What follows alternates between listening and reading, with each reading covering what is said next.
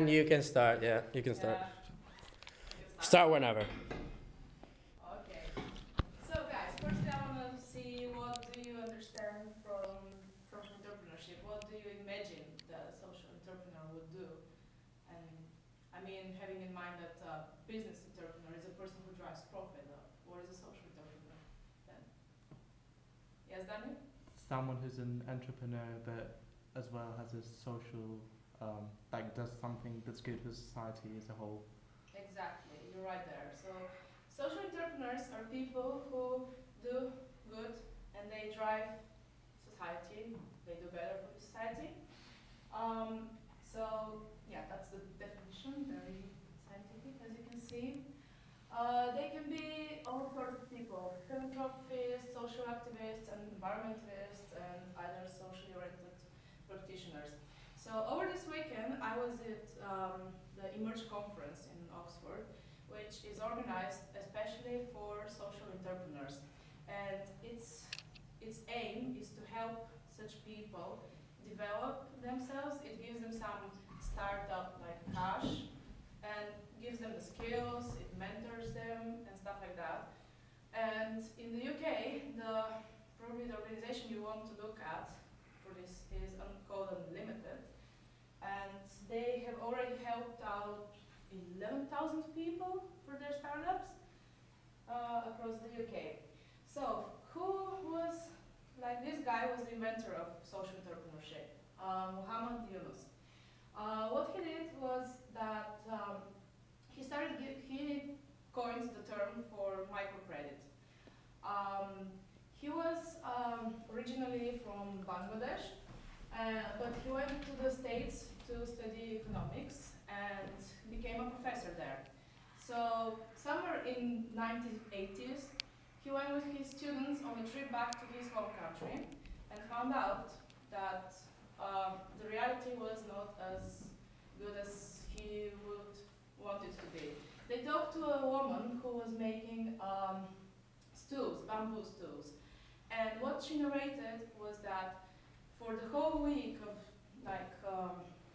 doing work, she would only make profit of 10 pence or something like that for all of her hard working, because the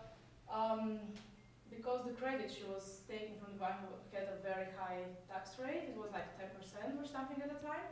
So he thought that's incredibly stupid, because these people wanted to contribute to society. They wanted to work. They had the entrepreneurial skills, but they didn't have the financial resources. So what he did is he formed the Grameen Bank in 1983, which means village bank. And it's giving credit, like it's giving money to people on just goodwill without really wanting them to give him back the money.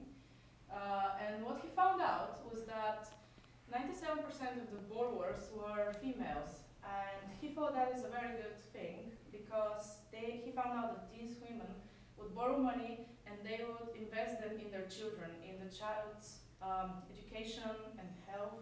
And they would also start their own small kind of businesses, like, if you can imagine, I mean, it's a village, so it's not like business as we imagine it in the Western world, but they would still make a living, and they started giving back their loans, and that's the incredible rate. 97% of the loans were returned back, even though he didn't want to. So that made me think that is the banking system in our society, in what we call the developed world, a working one. We sign these contracts and we say, yeah, we take loan, we're going to give it back, but none of the banks in the Western world have such great rates of return still, even though we have this very profound system and everything. Scott Harrison is another social entrepreneur. So he used to do one of the coolest jobs in the world, make parties for Hollywood. Yeah.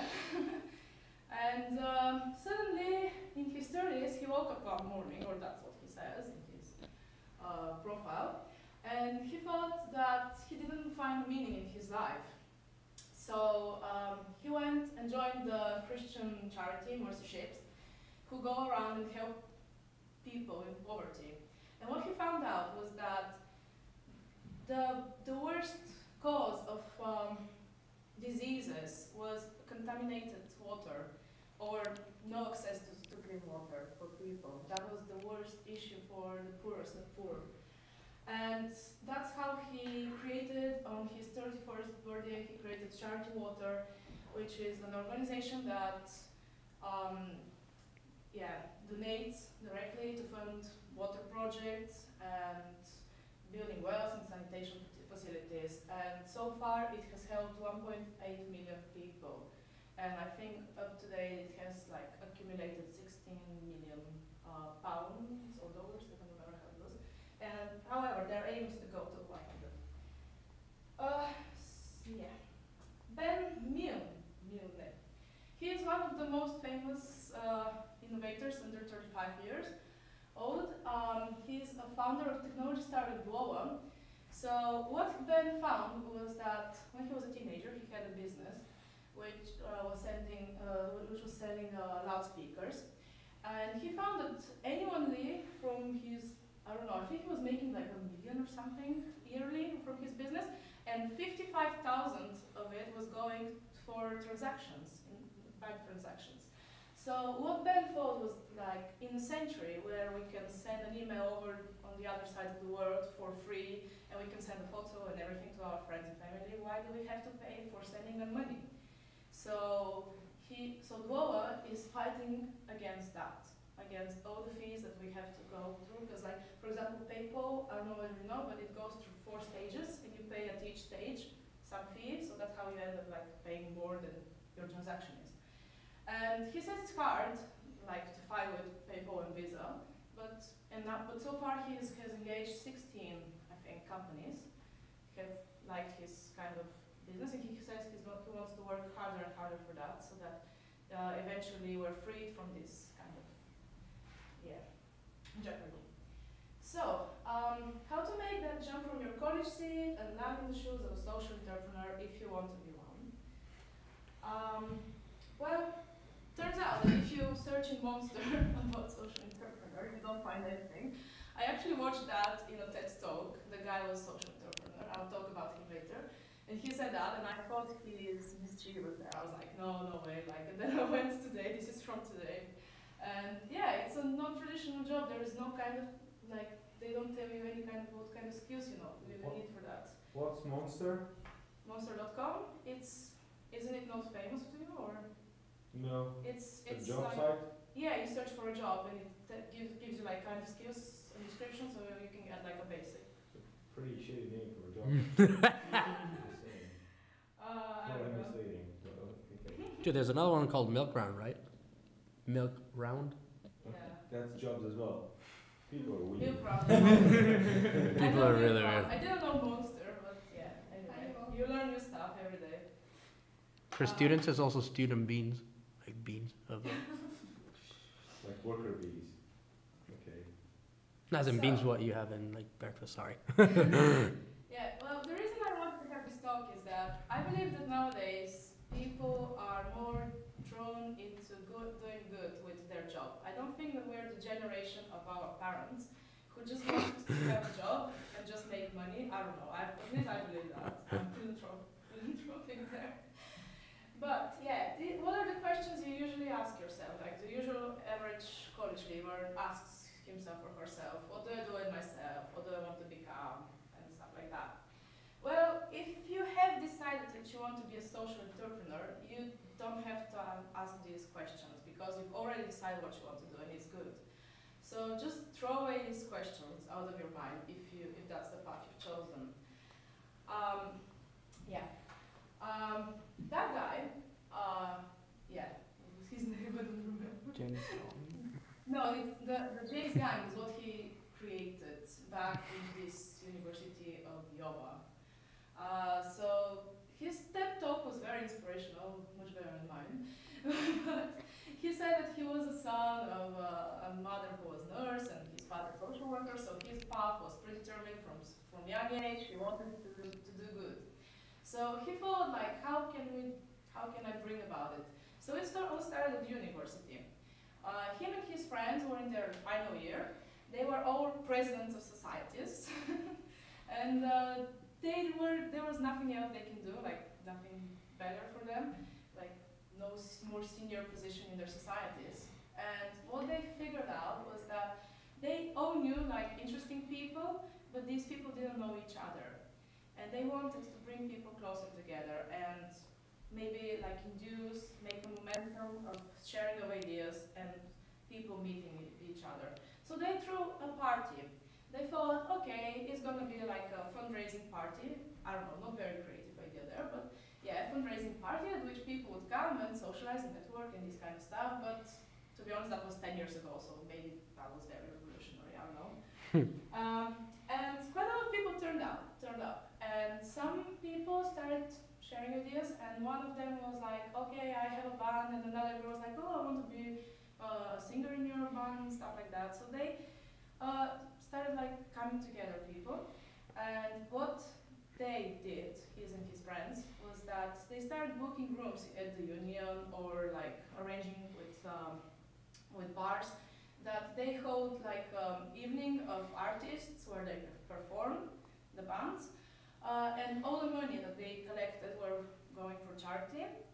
And yeah, like everyone was very happy because like the bar made profit because people were buying drinks, the musicians were performing and showing themselves and stuff like that. And what he says is that at the time when they started that, they didn't know they are actually social entrepreneurs. He realized it at a later stage when he actually turned all of that into his job, the James Gang. It's actually an organization through which they raise money for volunteering and through the performing of new artists. They find new artists in university, they call an event, and yeah, they said that they're very successful. This girl, she was at the Emerge conference actually. Her name is Hanli. It's very unusual, Hanli something. So she was very inspirational actually. What she talked about was her kind of social startup. It's called I'm Water, and it's for the ocean conservation. She said she came up with this idea because since she was young, she really enjoyed swimming and the ocean. And then she dipped further in her interest into free diving.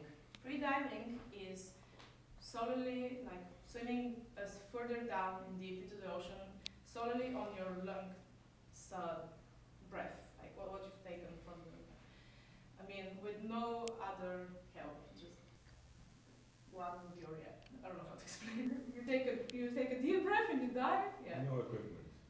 No equipment, yes.